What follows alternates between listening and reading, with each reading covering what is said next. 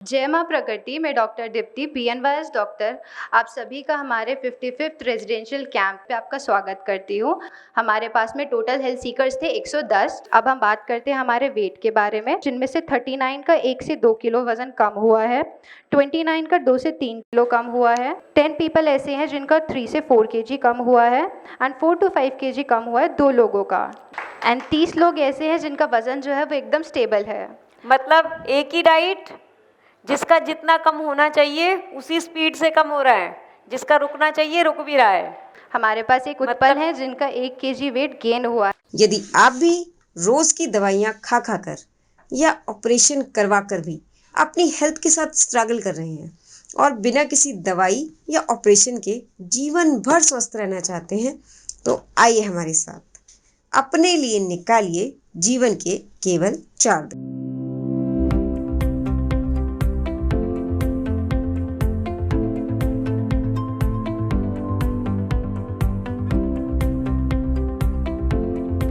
हम आपके स्वास्थ्य के प्रति वचनबद्ध हैं। धन्यवाद।